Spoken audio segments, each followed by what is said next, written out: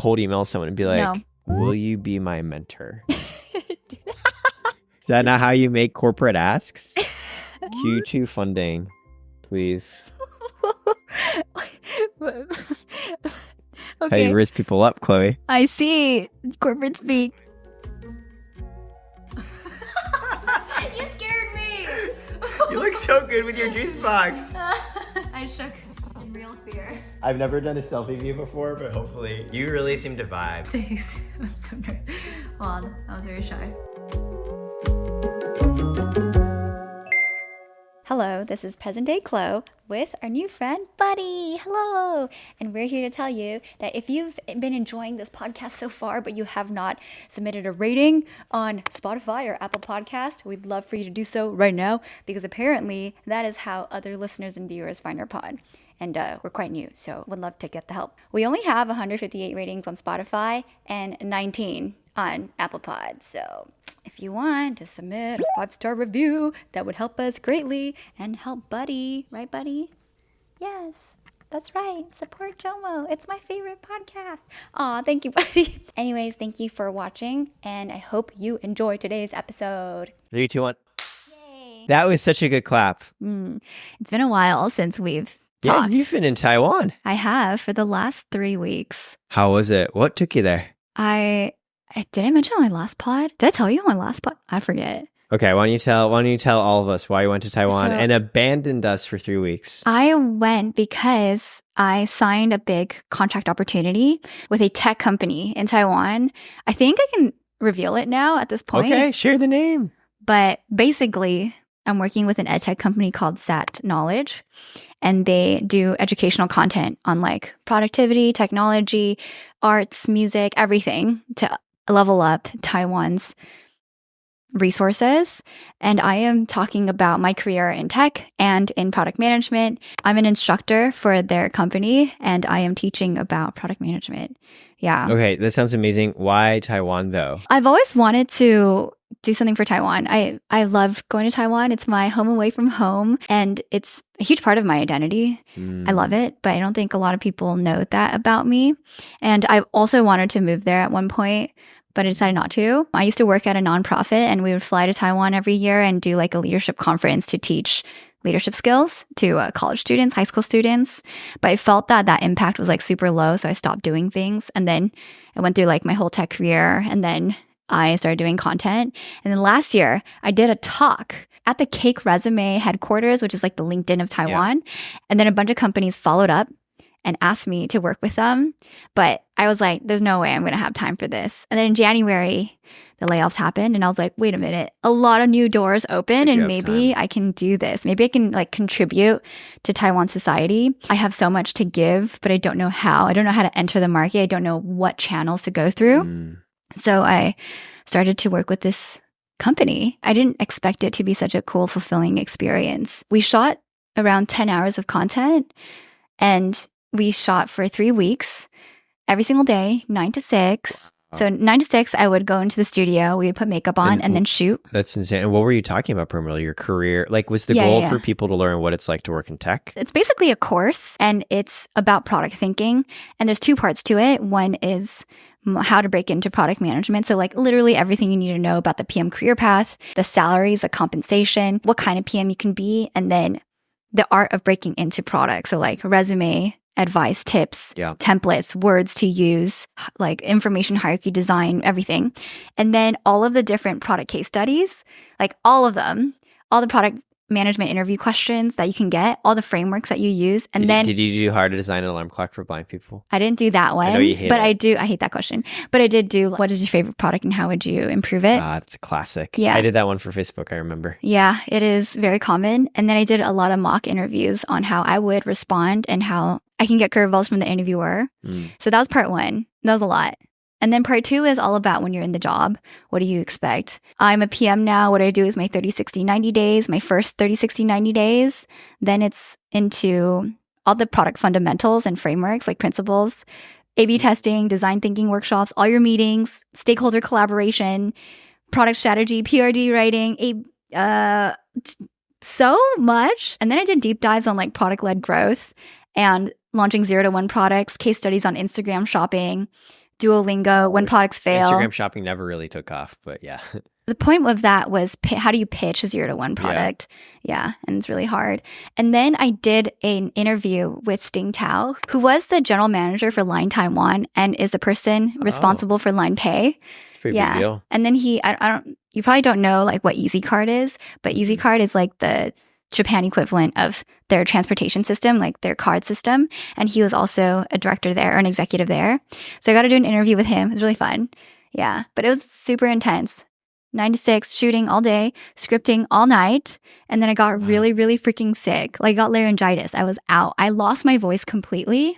It's worse because you're shooting content. I know. I felt horrible. So I was out. And so I did like photo shoots without talking the entire day. Goddamn. Yeah, I was just completely mute.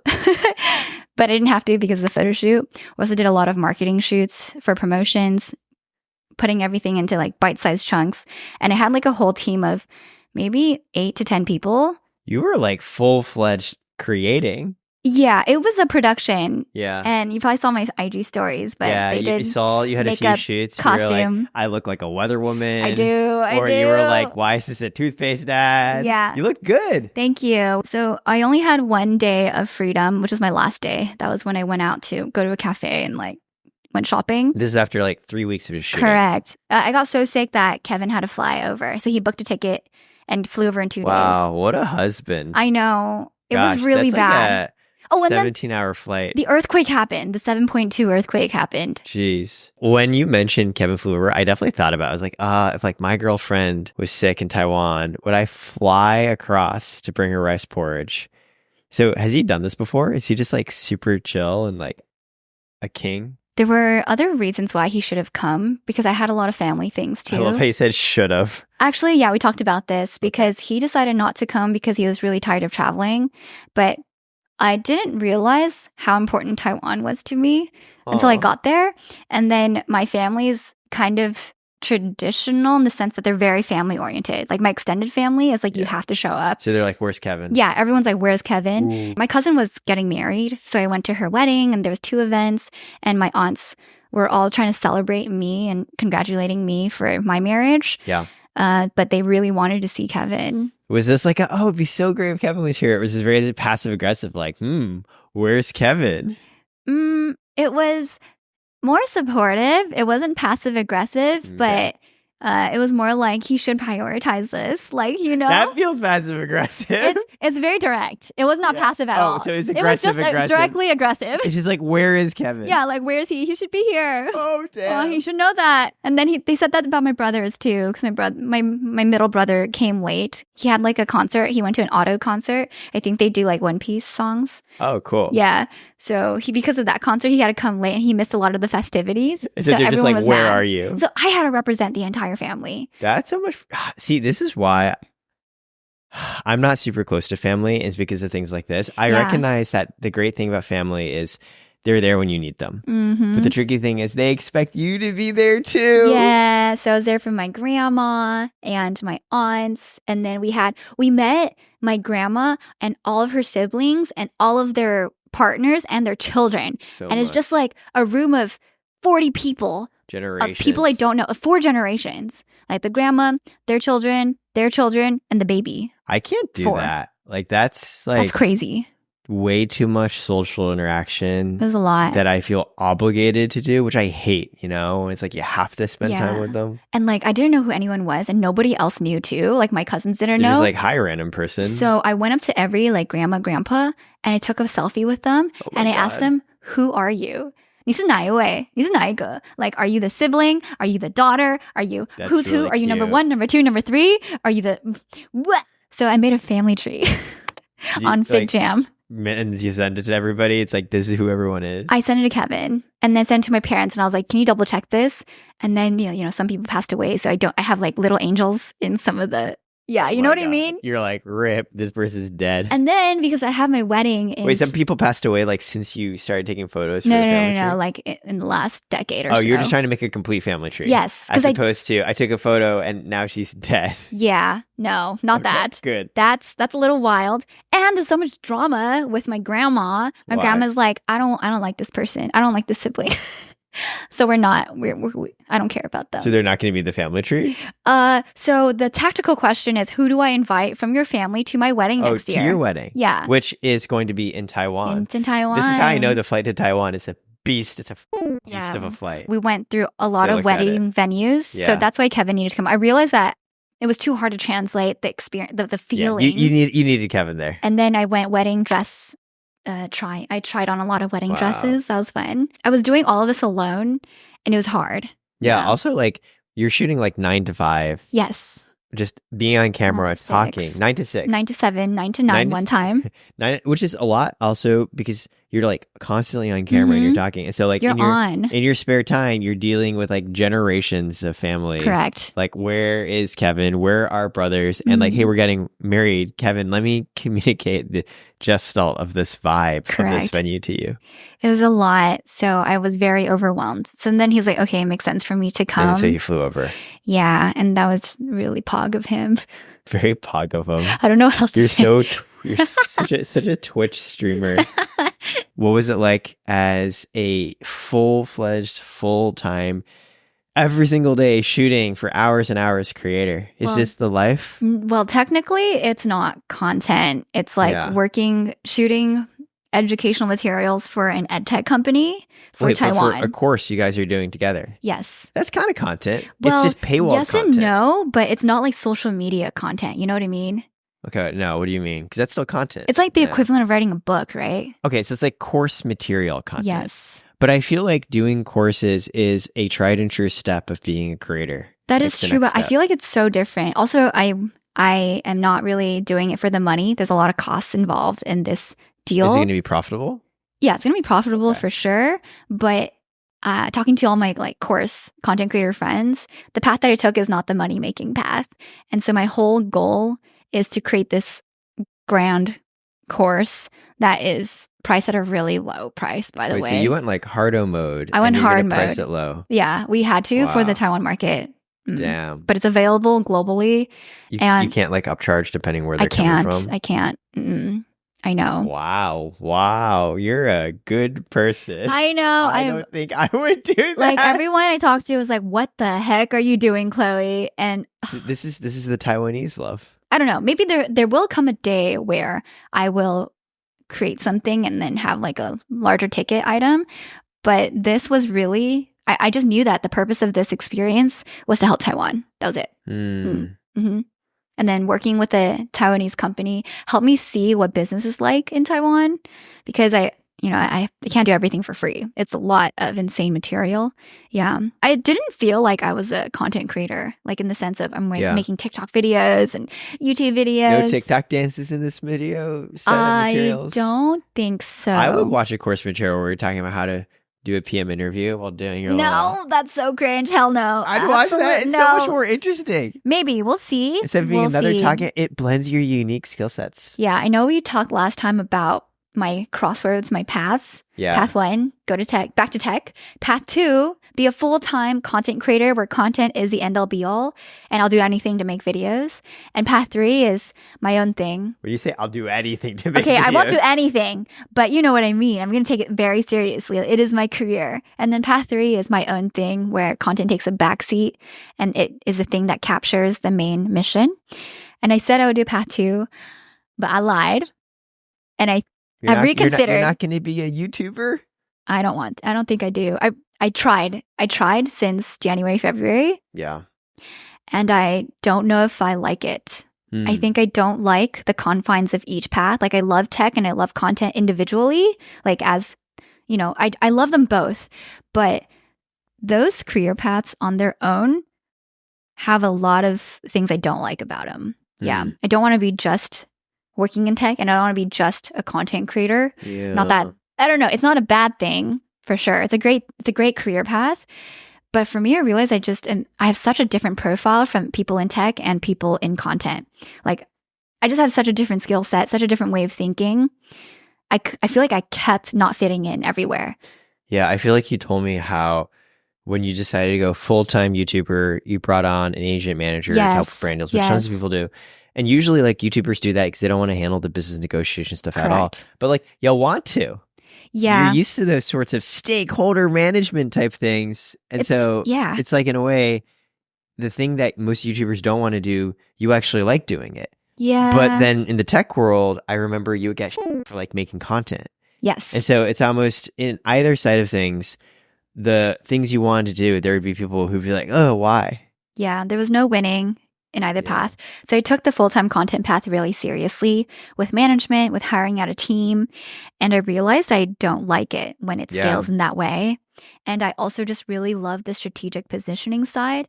And then I caught myself one day unboxing on camera. And I was like, what the hell am I doing? What is this? Why am I living like this? What is the greater purpose of doing this? I felt really, this is not worth it. You don't want to be a YouTuber, but you also don't want to just be a tech PM girly, to borrow your phrasing. Correct. So what, every time I say things like that, I'm like, am I going to get canceled? I'm like, no, I want to be clear. Chloe has referred to herself that way. I'm following her use of the language. Thank you. So what is the path then? What are you going to do? How am I to describe you in a one-liner when people meet you at cocktail parties? This is Chloe. She does a little bit of YouTube. She does a little bit of tech work. It's hard. Yeah. So I've decided that there are a lot of things that I wanted to do in my life. One is help Taiwan. Maybe other things would be like start a rom-com office drama series. That's like I've like The Office. Literally never heard this before. Really? Did I not tell you? Never. Okay, I wanted to do something like The Office, but with my experiences, and then like K-drama style, but like funny. I would be the Asian coworker who's like really smiley and really competent, but secretly super savage and judgmental. Yeah, it's like Agretsuko from Netflix. Yeah, exactly. Yeah, it'd be really passive aggressive, where someone's like, "Oh, can you help me with that?" And I'd be like, well, on the outside, you'd be like, sure. And then you just like, die. yeah, or just say it out loud. I'd be like, no. Do it yourself. Mean Girl style. Yeah. Wait, okay, but The Office also has the romantic aspect. So are you the pursuer or the pursued? I don't think I would be the main characters. I just want to be a side character. You just be like this snarky, cutesy, cool like girl. Unexpected. Wait, have you seen Agretsuko? I have. Do you remember Tsunoda, like the deer? I don't remember. It was like a long time ago. It's like a deer with giant eyes. And she's kind of like that. She's like all like girly, but she's actually savage and snarky. So that's you. Yeah. So I think that'd be really funny. Who's the main character then? I don't know. And I would love to pitch this to Steven. Stephen He? Yeah. I think he'd be a really great director. Emotional Damage? Yes. Like what if he's like the manager or the general manager? Oh, he'd be great at that. He'd be so funny. But you still need a heroine. Heroine? Not heroine. Heroine. Heroine. We're trying to describe the female hero, not the drug. Yes. Heroine. Heroine. No. Yeah. The heroina. That's definitely not right. Yeah. I love how your life goals like flip from like for the good of Taiwan to like, okay, well, spicy content. I have a lot of discrete dreams and missions and goals. So I can't really package it. It's like, oh, I want to, I don't know, help the next generation, whatever. But I'm working on the one-liner. You really like hit yourself in the face with the microphone, by the way, when you were like... Yeah. That's what the whole struggle with Path 3, because I couldn't articulate it. Because it's just like all these discombobulated dreams. Correct. So I need to spend some time, sit my ass down, write it out, put it in my working model strategy principles doc for the next quarter. And then I'd be able to tell you. Well, what are some, let's start with these discrete dreams. Okay, so Taiwan, number 1. Number 2, spicy K-drama style rom-com where you're the snarky side heroine. Yeah. Number 3, okay, I guess, let me rewind a little bit. I was talking to Sting Tao, the line general manager guy, and we talked for like 1 to 2 hours after our interview where we had a really good time. Like we clicked super well. We vibed. And he was giving me guidance on my life path forward. And he's like, definitely don't go back to corporate.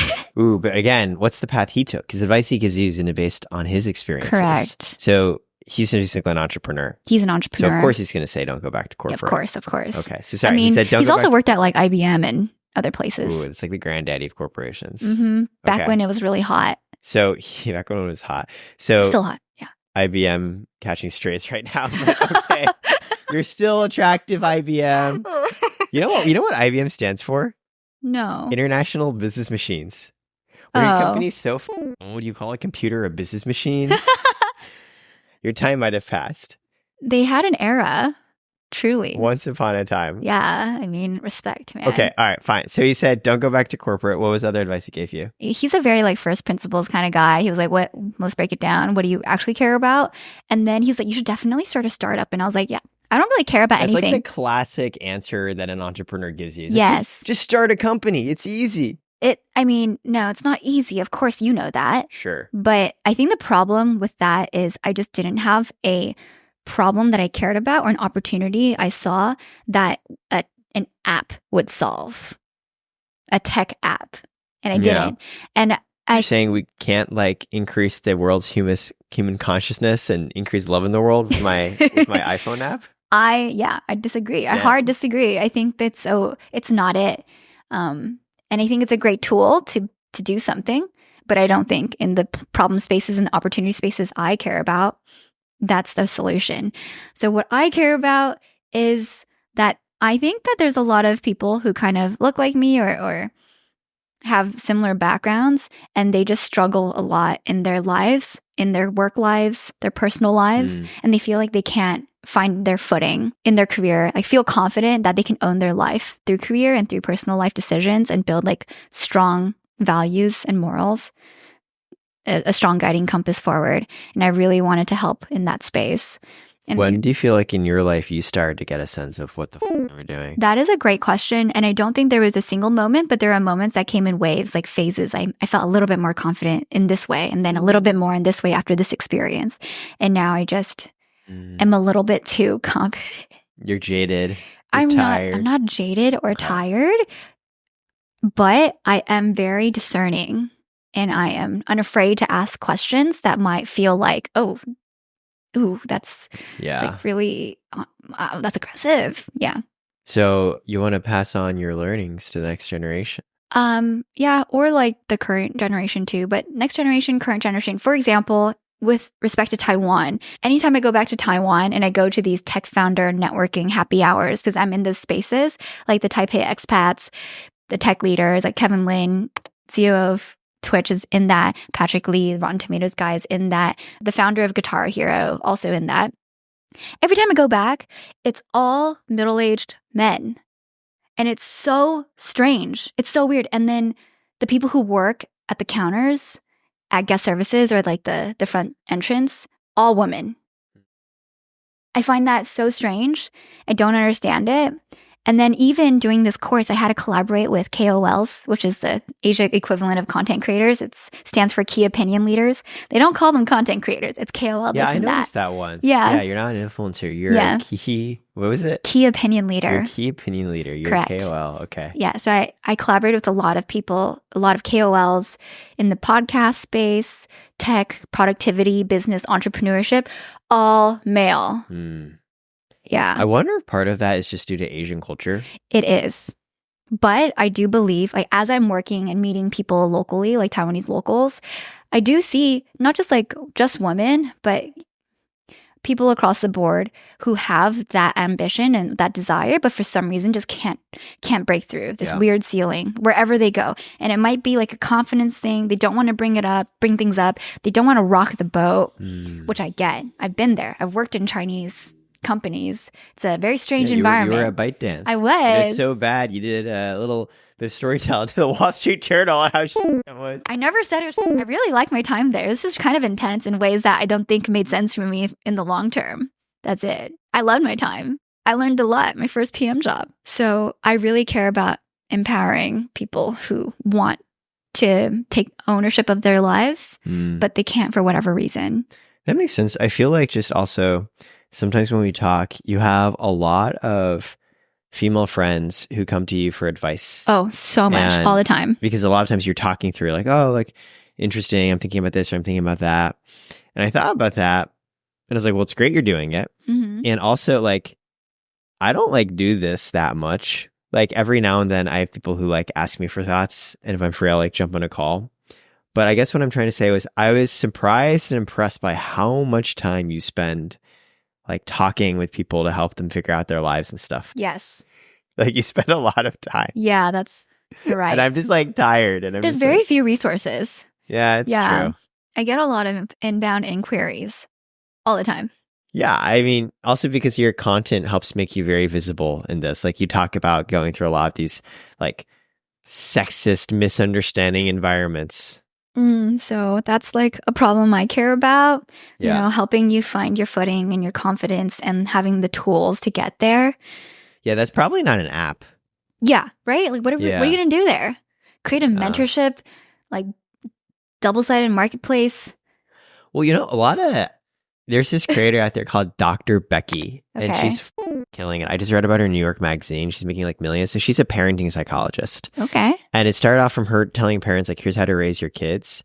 And now she's developed an app where you can like pay money monthly and get like pieces of advice on how to raise your kids. Is it live or is it? It's live. And she makes like an insane amount of money from this. And it's like, well, you could do this. You could have like Chloe the app, but I feel like it just loses out so much on the human touch, which you really care about. I really like the craft of what I'm doing. Yeah. It feels more personal to me. So we'll see. So those are just some discrete goals. Yeah, well then like I interpret this as like you're not a YouTuber because YouTuber implies the goal is YouTube. Yes. Whereas for you, YouTube is potentially a means of your actual goal. You're like, your actual goal is to support all the other girlies in this world. Not just girlies, just people who feel this way. I like it. 70-30 girlies is my audience. Okay, your goal is to support the people of whom 70% are girlies, but 30% are not, in working through problems that you've been through. Yeah. And like part of that could be through content. Yeah. But that's almost like because it happens to work as a medium. Mm-hmm. Correct. Where content becomes how you're capturing segments of your life and you want to share what you want to share as opposed to the actual job. Yeah. And another thing with the content path is you have to take a very 80-20 route so that you can prioritize the volume of posting, as you know. And I realized that I just don't like it. I don't want to grab someone's attention for something that I think isn't worth your time. And I like spending time on the craft. I really like spending so much time on something and feeling, oh my God, this is going to be great. And then put it out there in the world and then just move on to the next thing. Versus I only have 3 hours to do this. Whatever progress I make in those 3 hours, that's just going to be the end result. That's it. Oh yeah, totally. They're completely different mindsets. Mm-hmm. And I don't like it. I feel like I didn't put my best effort. I don't learn and I'm not proud. Are you a perfectionist? Kevin says I am. Okay, that's probably a yes. But I don't think so. I think I would say I'm a craftswoman. I love the craft of things. I'm not a perfectionist. I feel like perfectionist implies that everything needs to be organized and like it just has to be a certain way. But to me, I'm like, what is the what is the factor that I'm putting out there? Does it hit that? Because I'm down to 80-20 if it doesn't really matter.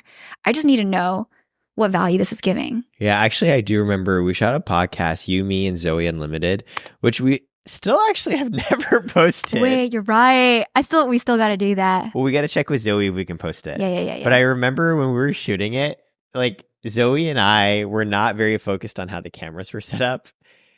And you were like, I don't know if the ISO's right, the angle's right. Yeah, that's cheap, you know? That's like easy. It's low-hanging fruit. And you were right. And I appreciate you doing it. But I remember in the middle of the pod, we actually reset the cameras because you were like, it's not working. And at the time, I was like, I don't know. And then later on, I looked at the footage. I'm like, oh yeah, you can't see my face. Yeah, I think it's easier. Like I don't want to go through that regret of like, I should have right, from past and POV. Yeah. So I don't know. It's so funny because like, so in some things, I'm definitely like that as well. Like there's definitely been pods where I've gone through the transcript line by line and asked to like move things around. And I'm like, does anyone really care? Probably not, but I care. And sometimes I time box a lot. Like when I write on LinkedIn, I will be like, oh, you write so much. Well, I don't know how you do it. I've gone into it legitimately takes me 15 minutes now. You are like, so fast. That sounds like that like flex exaggeration. People are like, oh, it only takes me 15 minutes. Well, to be clear, it used to take me like an hour. But I've now done it every single weekday for over a year. So I've probably done like over 300 of these at this point. It can be 15 minutes. But the trick is I have to have some idea what the I want to talk about. And I do have to time box it. Yes. I have to be like, you only have 15 minutes, Eric, or you're done. You're Yeah. I And that mean, I feel helps. like that's like an in-between. Yeah. Yeah. It's like you got your craft to a point where you're just better at it and faster at it. And then you know what to pick and choose. But see, the counterfactual is you don't post nearly as much as LinkedIn and you have like 20x as many followers. Because maybe the craftswomanship quality of what you do put out is really good. I don't know. You are a news-based content. You do news-based Yeah, stuff. I do. It's different. Hot takes on the news, yo. I'm just Yeah. whew. Excuse me, sir. Not in this household. Here's a hot take. But it's good. I really like your I actually referenced your profile in my course. Oh, thank you. Yeah, I was I'm honored. These are some of the people I Thank follow. you for giving me credit. There have been people quoting my takes from LinkedIn. They don't give me credit. That's annoying. There's Yeah. one I'm going to call out. My co-founder, I came up with this concept called emotional runway. Because as a startup founder, you always care about financial runway. How much Right. money do I have so I can keep working this before I run out of money? People forget it's not just about the number of dollars in your bank account. It's about the number of you have to give It's from true. an emotional POV. There's only so many. And then Will went and mentioned to a friend, and she wrote a LinkedIn post about it. And she was like, okay, a friend told this to me. But then everyone's like, wow, what a great take. And I'm like, oh, excuse me. So thank you for appreciating me and giving me credit for that. You deserve that it. hot take. You deserve it. Yeah. For sure. Thank you. Wait, well, now the narcissistic side of me is curious.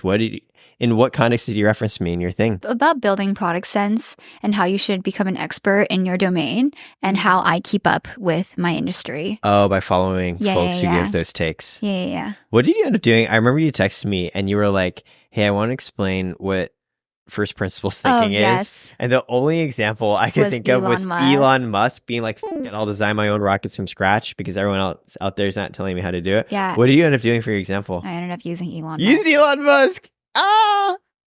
I know. I couldn't find someone else who was more prominent Yeah. that talks about it with quotations in an interview. He's just the clearest example of a guy Yeah. who is like, everything out there is bullshit. I'm going to figure this out from first principles. And then I'm just going to buy my own rocket material and start my Yeah. own company. He did it. Yes. Yo, Elon's reputation, he's literally gone from like Iron Man hero to like, ooh, Yeah. Like, ooh, semi-problematic. Not sure about that. Every time I mention X in my LinkedIn post, I still put FKA, formerly known as Correct. Twitter. Yeah, same. I can't. Oh. Ugh. But anyways, that is the path forward. A lot of updates, sir. How do we lot. call this path? It's not the tech girly path. It's It's my not own- the YouTuber path.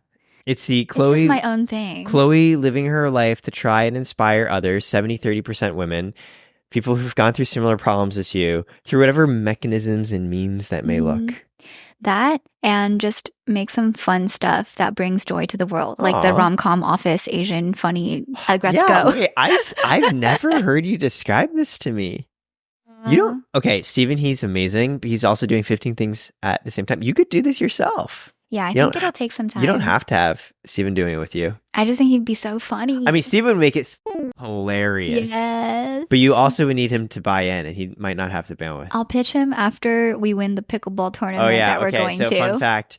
We're in LA. Pickleball's really popular. Why is pickleball popular? Because the barrier to entry is really low. You can pick up a paddle, you start whacking balls, Mhm. and you can have fun. You can socialize, you can hang out. So on that note, Chloe and I are playing pickleball Wednesday with a bunch of other really cool Asian American entrepreneurs and creators. Andrew Chow, co-founder of Bobo Guys. Super cool invited dude. me. He's the one putting together this entire event. Justin Chen, who's an actor on The Brother's Son. Dan Lin, who's an executive at Netflix. He's Sam actually Yam. like the head of like production there. He's the one who decides like what content goes That's out and crazy. what movies get booked. That's yeah, crazy. pretty cool. Sam Yam, co-founder of Patreon. Simu Liu, as we know. Actually, some people don't know who he is, so we'll just tell them. The Asian Avenger. Yes, from Shang-Chi.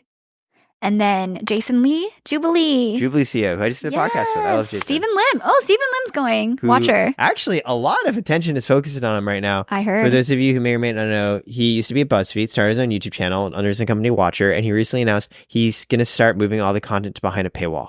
What do you and think of that? You know what really surprised me? I'm fully supportive. I'm like, I yeah. do. I'm like, as a creator, you got to build a business outside the algorithm. Yeah. If you're dependent on YouTube's algorithm, you're going to be f***ed one day. I completely support what he's doing.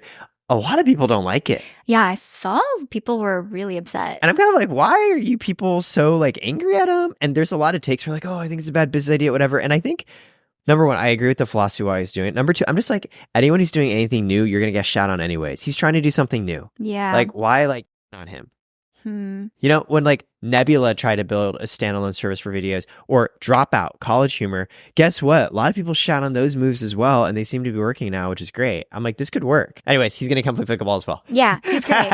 Steven and I used to be neighbors. Oh, that's really cool. Yeah, we lived on the same apartment on the same floor. Damn. I mostly knew his wife. I don't think I've ever met Steven, though. Yeah. And then myself and Steven, he. And me. And then you and Christy, who is a D1 tennis player. Yes, she's probably going to be way better than I am in pickleball. I'm just going to try and keep up. Yeah, it's kind of lit. So I've been practicing pickleball. Me too. As I mentioned to you before, reached a realization where everyone I trained with over the past 2 years is now better than I am. Because you have not been practicing as much? Maybe, but like... But you go to every pickleball thing. Do they just do extra sessions? You also do extra sessions. I mean, yes, I think they have played more than I have, but also there's probably an element of talent, which I'm missing. I see. I'm sad because I'm competitive. I've taken a lot of L's in pickleball lately. It's okay. I genuinely think I'm better at doubles than singles, because what keeps me going and what I'm also bad at, I'm a very defensive player. I don't know how to hit winners or like hard shots. Same. But there you go. But I'm very, very good at getting to the ball, which I think in doubles is actually very important. Because as long as I can cover, I can set up my partner for a winning shot. Yeah, you're not the sword, but you're the shield. I like that. Ooh. Although I'd prefer to be the sword. Because it just feels the masculine urge to be the sword. You know? Lame. Yeah, I want to be the sword, but I guess I'll be the shield. Yeah, so I'm looking forward to that. I'm scared. Thank you for excited. inviting me to that, by the way. Oh, thanks. Yeah, I'm glad it worked out. Yeah, it worked out great. I have no idea what's going to happen. I'm only going because Chloe made the intro. So yeah, well, for context, I know Andrew from my San Francisco days. He is friends with my mentor, 𝙃𝙊𝙈𝙊, who is the CEO of NextRep. I don't know if they changed names, but it's been a while. And then I guess he mentored Andrew. And then I was asking Teddy, like, hey, Teddy, I really want to go into entertainment. This was like years ago. Years. This is pre-pandemic. When you wanted to be a YouTuber. This was when I knew I wanted to do something between tech and entertainment and media, because I wanted my voice to be represented. Yeah. You know, I just want to do something there.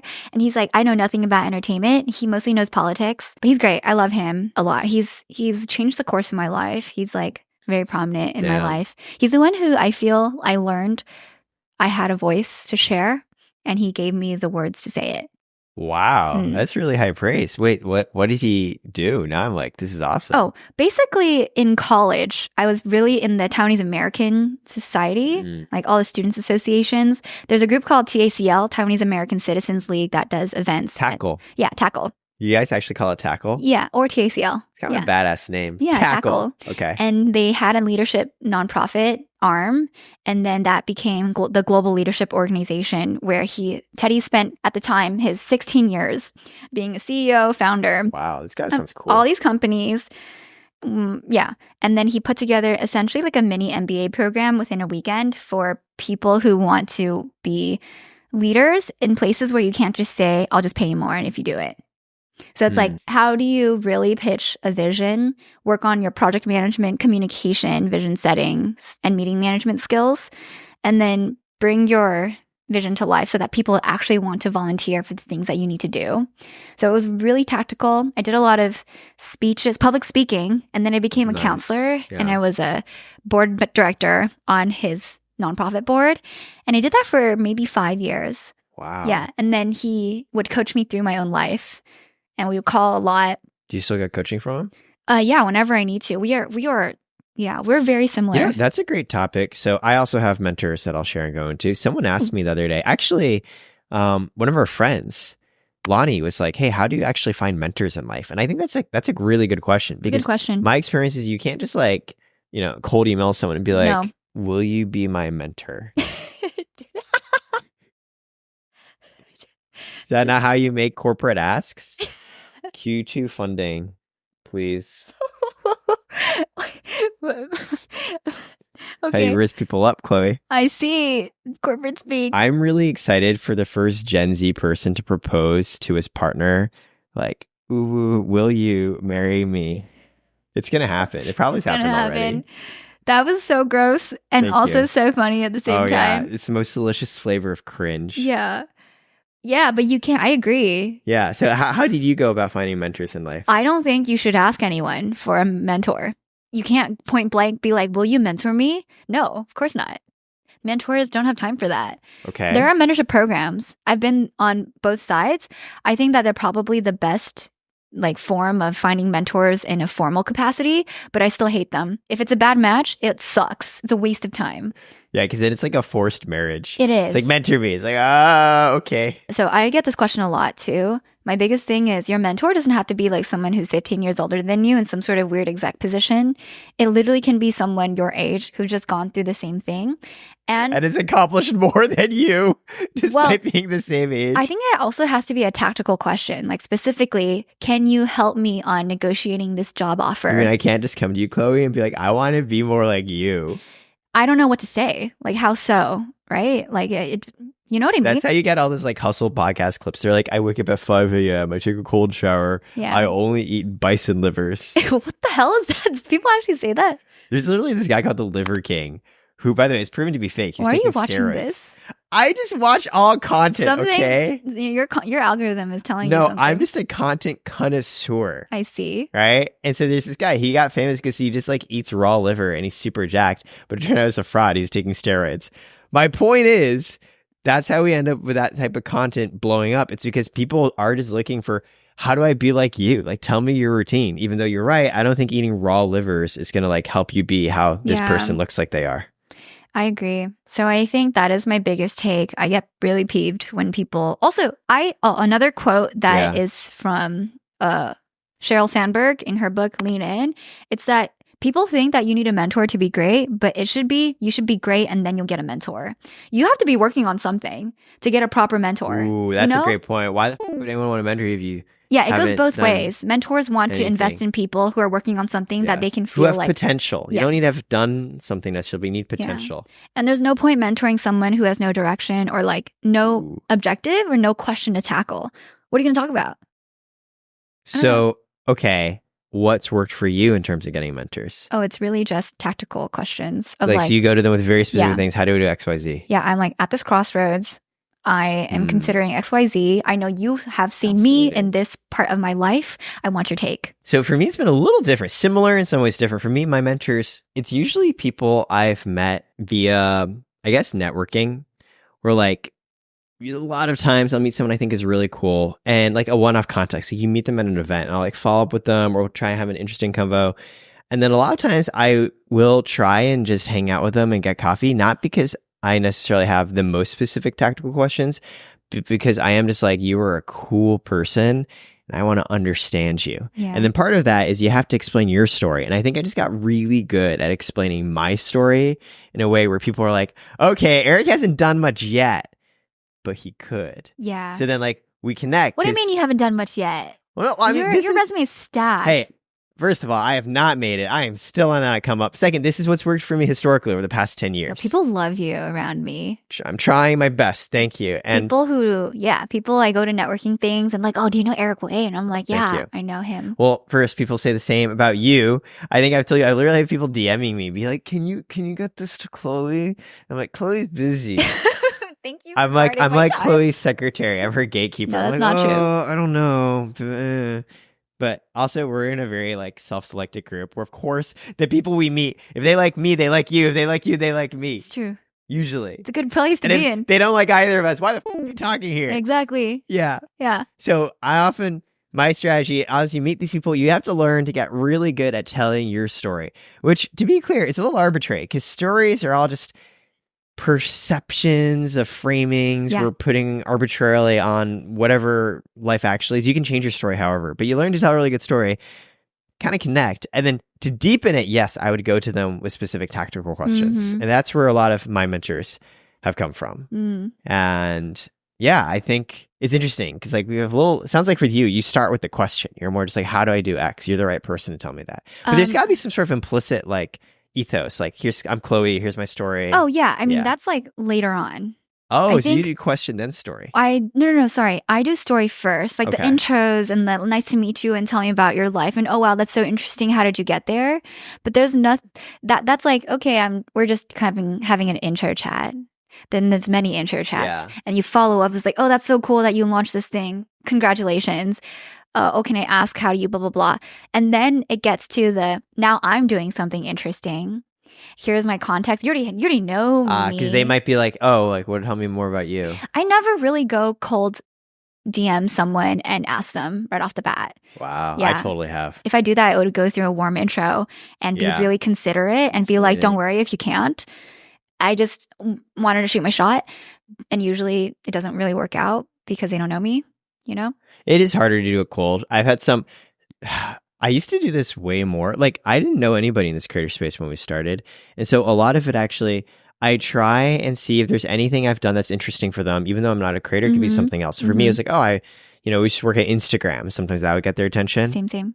But then as I think about it, yeah, it is hard. A lot of times it doesn't work. I still distinctly remember at the Streamy Awards, I ran into Connor Price, who is this former actor who's blown up under music. I love his music. And I was like, oh my God, he's here. Like, how do I talk to him? How do I make a connection? And I just went up and I was like, hey man, like, saw you're Canadian. I was born in Canada too. You pulled the Canada card? Yeah, I was like, I couldn't think of anything. Did it work? No. Because usually you can do it based off of where you worked or what the type of content's doing, if it's similar. Or the easy ones, mutuals. A lot of times you can be like so-and-so. Mutuals. But I didn't really have any of them. They're just like, yeah, man, you're Canadian. I'm Canadian. There's like 15 people trying to talk to him this event. He just like listening for fun. He's like, cool. He's super nice, very polite. He's like, oh, it's great chatting with you. And that's where, if you have social context, whenever someone says that at an event, hey, well, it was great chatting with you. That's your cue. They don't want to talk to you anymore. Yeah, that's your cue. That's your cue. Or if I say it too. Like, well, it's been fantastic. You should also know, like, yo, this has been fun, but I got to dip. Yeah. Yeah. So you said that. I was like, yeah, this did not work. It's okay. Lessons are learned. Can't pull a Canada card that easily. I know. I feel like we're going into just like networking 101 now. I think you are one of the top networkers I know. Thanks. I try. Yeah. Yeah. I mean, usually it's better than like you're from Canada. I know. Canada. I've seen you in action. You are very good. I'm trying to think when's the last time I successfully like got to know somebody I didn't really know. Oh, last night I really struggled. Actually, Zach took me to his business partner who runs an OnlyFans agency. Oh, like at the big mansion? Yeah. And I struggled. So they were super, super polite. Sorry, Zach from... Oh, Zach Ferraro, who works, used to work at Fourth Wall, now works for his birthdays. So I really struggled because I think also like I'm much better at building relationships when I think I feel at ease. And it's like, I just felt, number one, really, really tired. Number two, they were smoking a bit. They were like passing on the joint and such. And like, I don't do drugs. And they were extremely courteous about it. Wait, I thought you went to the beach yesterday. I did. It was so yesterday I woke up, I did pickleball.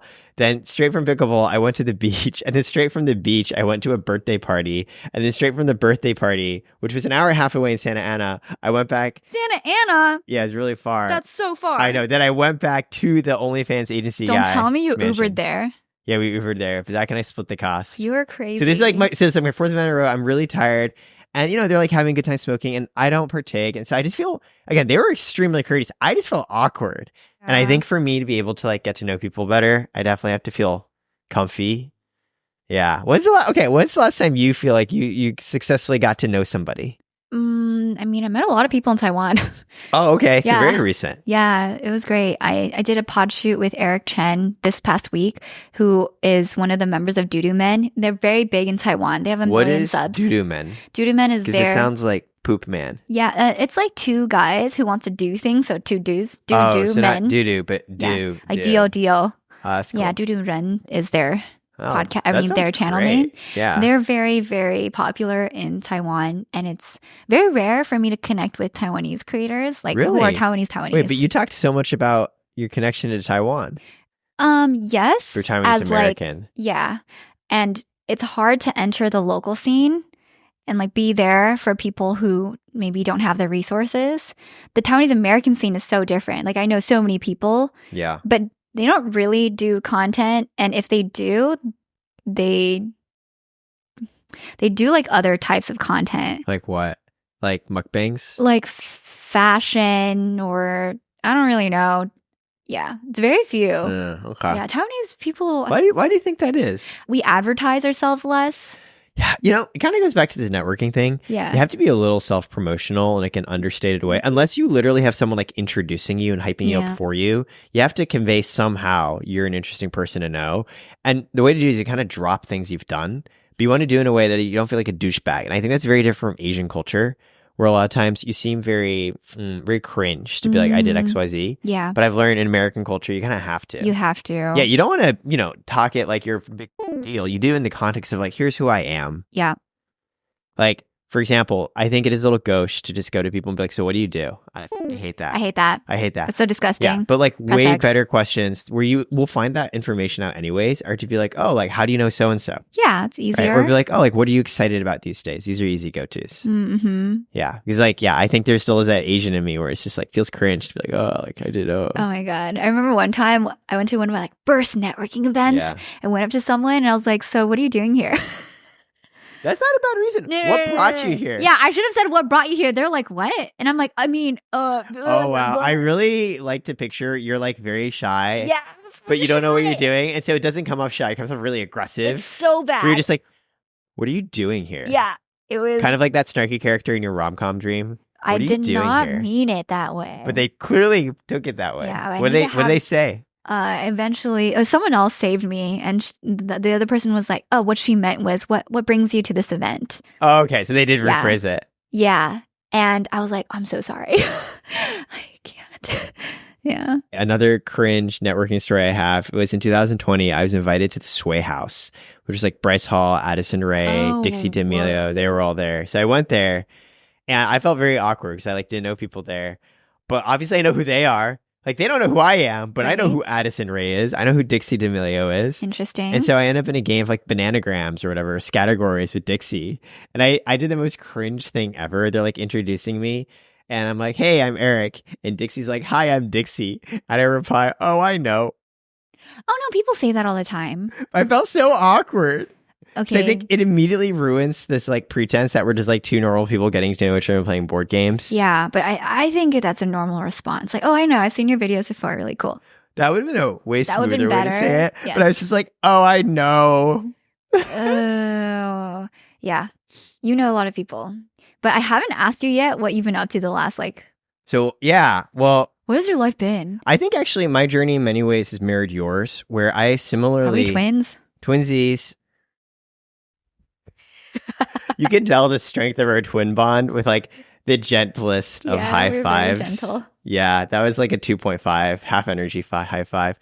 So mirrored yours in that like, so of course I spent a ton of time working on the business Karat, which for those of you who don't know, how the do you not know at this point? We're like deep into this podcast. We help creators with their finances and money. We're trying to build Square for creators. No, that's a different pitch. I haven't heard that one yet. No, we're evolving it. Yeah. So we start with credit cards, and we help with taxes. Now we're doing bank accounts. That's the new focus. And of course, as you know, I also do a lot of content, not only with you, but also on our Karat podcast. Mm-hmm. I've always thought a bit like, oh, like, in many ways, I started the podcast because it fulfilled something I wasn't getting from the work, which I really, really love getting to know people. This goes to the networking thing. Like the best networking is just when you genuinely want to build a relationship with people. Yeah. And a huge unlock for me, actually, the past couple of years, when I reach out to people, this goes to my point on often I just want to get to know them and share my story and learn theirs before I have a question. But then there's like, well, what's the pretense? Because it is like, why are you chatting? I'm just explicit these days. I'll reach out in the conversation. I'll just say, I just want to build the relationship. Mm-hmm. And in a way, a podcast is building relationships, but on camera. Because you're having these conversations. And I loved that. And there were times I was like, oh, like, would I want to do this more? And I concluded, similarly to you, I would not want to be a full-time creator or podcaster. And I also would not want to just do full-time only business and entrepreneurship. The perfect mix for me is to do both. Kind of like actually what I'm doing. You are crazy to do both full time. Well, no, this is the same thing you just described. You I just said you're know, gonna but do the I'm same. like finding the balance. But you were literally wait, no, I'm finding the balance You were too. literally a co-CEO of a startup. That's a lot of work. No, this is me mirroring you. This is me taking your energy and running with it. We're both finding our own paths that mix the content and business. Yeah, I don't know how you do it. I don't know how. Genuinely don't know how you You're do the one telling me. You're the one. You make so much content. I just do look at your smile. You know it. I just do a podcast. You make so much scripted, high quality. You're a craftswoman. Thank you. You be crafting Thank you. all day. So I don't know how you do it. But yeah, you got like a company, my guy. You got co-founder of a company, shared company. You got employees, my guy. We do. You got to like hire and fire.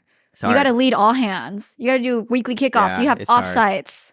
Well, one, I'm very lucky to have a co-founder. Could not do this without him. Shout out to Will Kim. It's the most generic name possible. BFF Will. But that was cute, yo. Have you seen that this K-pop song? It's called like Magnetic. Yeah. And they do the like, oh my gosh, you know it. She knows Dude, it. It's everywhere. It's everywhere. Oh wait, but you know the thing. I don't really know it. Yeah. Wait, no, it's like I don't know. That was really good. Yeah, what about it? What? Well, because you're making little hand gestures. Oh, yeah. Okay. I love you're in with the Gen Zs. You know how to do that. So, anyways, I was gonna say I realized that similarly to you, I like to do both. I don't want to just do one or the other. And because if I were like a full-time creator or podcaster, I think I would just feel all that pressure to get that juicy content. Yeah. Especially as a podcast host, then it's like everyone you meet, you're like, ugh, like would they be good on a podcast? Do you want to come on a podcast? Fun exercise. Sometimes it is, but yeah, because like it's an ask, and like in the best ways, it can be a way for you to really get to know. So, for instance, Jamie, 𝙊𝙊𝙈𝙊𝙊. Yeah, I met her through the event you hosted together with us with Discord and Colin Samir, and I thought she was just super cool. I didn't know her before. I like hadn't followed her content, but just based on our conversation. You seem very happy. I love Jamie. You're a big fan of Jamie. I'm a big fan of her too. So we had a short conversation at the event you hosted where we talked about like personality types. Yeah. And we had like similar personality types. And I was just like, oh, she seems like really cool. And then I asked her to be on the podcast because I was just like, she's probably going to say no because we don't know each other that well. But maybe she will. And I get to know her better. And that's exactly what happened. She came on it. It was a great pod. And now I like get to be friends with her because we got to know each other properly through this conversation. And it's just like, that's like, to me, the perfect situation of how a podcast can work. But then I also hate sometimes I'm like going to friends. I'm like, hey, like, you want to go on a pod with me? And it feels like an ask.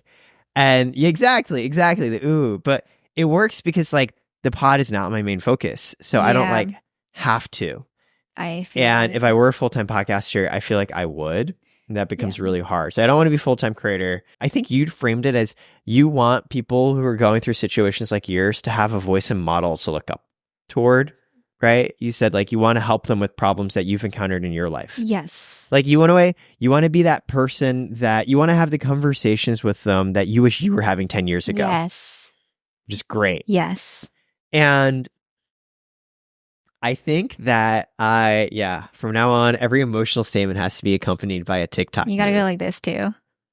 There's like the whoa and like the camera shakes. No one does that anymore. No one does that. That's why it's funny. That's why it's ironic now. Anyways, going back to your so life. What I was saying before I started bringing out the K-pop, your Gen life Z mimics mine moves. in the sense that you don't want to do full-time podcasting. Or but at the same time, to your point on wanting to help others going through problems like you to like learn from lessons you've been through, there's an element that I think mine's a little more self-centered. Like there's definitely an element of wanting to help people for sure. And there's an element where I'm just like, I just want to feel seen and understood. And getting to talking to camera, it's like, I want to share my story. I want to feel understood because it helps me make sense of who I am. There's a part of that I don't get to fulfill through work that I do get to fulfill through content. So similarly to you, I have also realized over my journeys these past few months, I want to do a bit of both. I want to do, what do you call it? Path 3? Yes, path 3. I want to do path 3. The high risk, high reward, very uncertain. Yeah. No one else has really done it. You're trailblazing your own path forward. It's like a little bit of both. It's like a little bit of business, a little bit of content. You really have to design your own job life. We should come up with our cool little path 3. Oh. Our hand gesture. Yeah, company. That's true. Oh, this is so random. Yeah. This is another Taiwanese thing that I learned. Do you know, can you count 1, 2, 3? In Chinese? Yeah. You should have just left like, can you count, you dumb? You know how to use numbers. Right. 𝙎𝙊𝙕. Yeah, sen. Okay. And then you know M sen? M, like M, the letter? Like the letter M Yeah, in so the English imagine alphabet? Yes. M3, M sen. What does that mean? People use M sen. Wait, To why say- is M going with 3? Like the company 3M that makes Post-it notes? No, just M3. Just M3, M sen, you say it in Chinese, right? M-sen. It comes from, you know what I'm saying? You know what I'm saying? Oh, you know what I'm saying? M-sen? You know what I'm saying? M sen? Oh, M sen? M sen? Chloe, this triggers me because, oh my God, I've done podcasts with people who, whenever they're not sure what to say, they go, you know what I mean? I say Like, that. They said it. No, you barely say it. I've met people who say like every fucking sentence, and I'm like, I know what you mean. Please stop. Yeah, so I'm following path 3 like you. God, it sounds like I'm describing like a Scientology level. I too subscribe to the way of path 3. Is that what Scientologists do? There's definitely like different levels. You can be like a level 1 Scientologist. How do you know about this? All I know about Scientology is like Tom Cruise used to be in it, right? He's still in it. Yeah, it's like a bunch of Hollywood people founded by L. Ron Hubbard or whatever. You know too much. I just like read a lot of Wikipedia in my free time. So anyways, like there's different levels of like being a Scientologist. And yeah, that's what I'm saying. When it's like, yeah, like I too That's what I'm shall saying. follow I'm saying. path 3. It feels like I'm talking about Scientology level, but I'm Yeah. not. We're not Scientologists, sadly. Not sadly, very happily. Mm. So I was just going to say, I feel that as you and I follow on this third path, like that's what people are getting to see with this pod. Yeah. Just capturing our lives. Anything else happen? So what helped me get these realizations? Well, I had a really great podcast. I was in Austin for a week because my team, we like to co-work out of Airbnb for a week in different locations. We went to Austin. So many creators down there, by the way. So many. Like, I think I know more creators in Austin than I know in New York. Oh, interesting. Tons. Okay. Great vibes. Honestly, if it weren't for the humidity, I'd probably spend more time down there. I don't do well in humidity. When I sweat, I die. Okay. Yeah, it just ruins my skin. I had a great pod there with 𝙎𝙊𝘾𝙄𝘼𝙋𝙍. 𝙎𝙊𝘾𝙄𝘼𝙋. Yeah, you know, he's coming to pickleball a Wait, lot. what's his real name? Isaiah. Isaiah. His real name's Isaiah Shepard.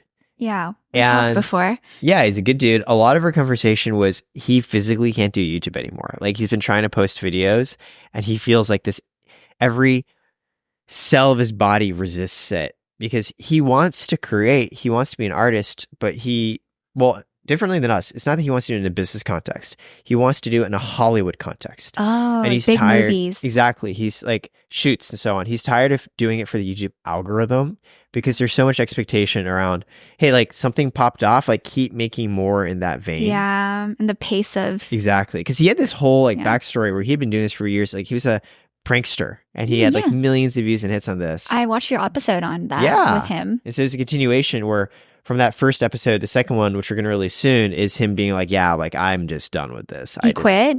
He is thinking actually about quitting and just killing his YouTube channel, which has millions of followers. And, you know, when I hear things like that, I'm like, yeah, I never want to be a creator beholden to the algorithm like that. I always want content to be a part of my life, Correct. not the driving force for Oh, it. and that was your conversation with JedCal. Yes, 𝙎𝙊𝘾𝙄𝘼, the casual creator who also stepped back from content because he wants it to be a part of rather than the main thing of what he's doing. Mm-hmm. Yeah, because he used to live with 𝘾𝙃𝘼𝙋𝙍, your mom Ashley. He was getting way more views than he usually did. And then he was like, yeah, but they were not his views to keep because he's collaborating with people who are just watching him because they're fans of other people. And he just felt a lot of pressure to like, you know, make videos a certain way because he wanted to keep up those views and he didn't like that. Yeah. It's crazy how Colin Samir dubbed him that without telling him. Yeah. Actually, this did come up in the episode I where watched it. yeah, he kind of just one day was in like the newsletter. He was like, oh, I didn't know. That's crazy. Yeah. That's pretty crazy. Yeah. Yeah. We should come up with like our terms. Like casual creator is such a good way to describe it. I just feel like we're not casual though. Like, yes, it's not our We're- main, Yeah, we're hardo mode. but it's not a casual thing. You're right. We're not like casual creators. We're like hardo mode business/creator people. I think that That's so much less catchy. I have a phrase, but it's going to sound so icky and I don't like it. Okay, what's the It's phrase? the Renaissance creator. Like the Oh, that Renaissance actually, man. that kind of borrows from Jack Conte, CEO of Patreon. He describes there's going to be a second Renaissance coming of, It's like multifaceted. yeah, like people just creating and figuring out new ways to do it. Also, I know it's an expression, right? You're a Renaissance man, Yeah. which is like sexist. We say man, but a Renaissance person, as you know, it's like Yeah. someone who's capable in all different ways. Feels a little bit The Renaissance creator. Yeah, I think I would call it that. I like it. Okay, I'm glad you like it. Cool. Yay. Okay, Wow. not too bad. Yeah, Okay. I love how you went like, I hate this, to like, okay. I thought it was like self-serving, kind of egotistical type of self-talk. I don't think it's that. I think if anything, people might be like, so like you do medieval fairs? Oh, Like what type no, of no, content no. do you do? You know how people are like, I'm an entrepreneur, and then you throw up a little bit inside? Yeah, that is it's like that. It not gives that energy. great. The wantrepreneur vibes. Oh, that's what they're called? They're wannabe entrepreneurs? Yeah, I've definitely seen, there are people, the wantrepreneurs. I too was once a wantrepreneur. So it's not like I even hate on it, but like that's the term. Yeah, it gives me the big ick. Yeah, So, Renaissance creator. Yeah, so I was in Austin and then I was in Arizona for a day. I did another podcast with a creator named Internet 𝙎𝙊𝙎𝙎. Okay. Fascinating guy. He... Like 𝙎𝙊𝙬𝙎. So actually it came from a random name generator, Internet 𝙎𝙎𝙎. Yeah. He let his fate on RNG. That's what 𝙁𝙊𝘾𝙄𝘼𝙋 Gambino did. No way. Donald Glover, 𝙁𝙊𝘾𝙄𝑼𝑔 Gambino comes from like a random name generator. RNG gods. Yeah, honestly, maybe we did it. I probably wouldn't have like pooped Facebook stupid head or something. So it worked for them. Don't think it'll work for me. Okay. So Yeah. this person. So great dude. He is a full-time creator. He's been a full-time creator for 3 years, and he shared this on us in the pod. He makes like over $250,000 gross, and split between like, yeah, of course he's got like AdSense and brand deals, but he actually has like a really strong Patreon given his size. And he sells his own line of ceramic cookware because he used to like make these pots himself. And then obviously he had to scale a little bit. So he brought in a neighbor to still like hand make them. And actually is doing very well. He could be making more. Like he could easily take on double the amount of brand deals. He knows he could sell more of his cookware. Like all these things, he could probably be making double, triple. And he specifically has chosen not to. Why? To protect his home life. He has a wife, he has a kid. That's his really, really big focus. So it's really cool because I think there's this outside perception to be a YouTuber. You're either going to be like a goddamn millionaire or you're a hobo on the streets. And it's like gotten to the point like, no, this guy, he's very comfortable making a great living. Even though he knows he can make more, he's not because he has other things that are important. And I thought about that and I was like, yeah, like that's kind of how I want to do content. Although for me, the other priority wouldn't be balancing against my family and kids because I don't have like a wife or kids or like family. But like in the sense of balancing content against something else. Oh, yeah. Yeah. You're married. You have a family. I got family to yeah, and you are going to have a baby. I'm the oldest sibling. I am 代替 my family, which like represent my family. Yeah, just like you're in Taiwan and they're like, where are your like brothers? Freaking work. Yeah. I didn't realize how much it would be because now we are getting older and we have to take care of the next generation. How old are you again? 30? Yeah. But the older generation is getting too old. So they're getting to a point where we're going to have to step in more. Are you going to take care of your parents? We haven't figured out how exactly, but thankfully they're very healthy, except for my dad. Yeah. That's 50% of your yeah, parents. Yeah, that's true. That's 50%. I love you're like, they're great, other than my dad. I mean, did I tell you last time I went to Taiwan, I stayed in the hospital. I lived in the hospital with him. And then I went to my cousin's wedding. And then the doctor went to the wedding. And so I had a 代替, which is let's go. It's this thing where what does 代替mean? Represent. Like represent. I have to represent the family. That there are very formalities that you have filial to do. piety. Yeah. So we have to bring a bottle of wine and like a glass of wine and go cheers to the person. And like, it's very formal actually. You walk around and you're like, oh, hi, I'm this and this and this. And then thank you for this. And then I pour you. And then we do this whole thing together. So we had to do that with the doctor. And the doctor was super, I didn't remember much of him, but he was really touched to see me in the hospital room sleeping like on the bench for days for that week with my dad. He was like, oh, I wonder if my daughter would ever do that if I ever become sick. He's like he was very jealous. Oh, so first of all, damn. Good daughter. Especially, I know you've been through an emotional journey with your parents.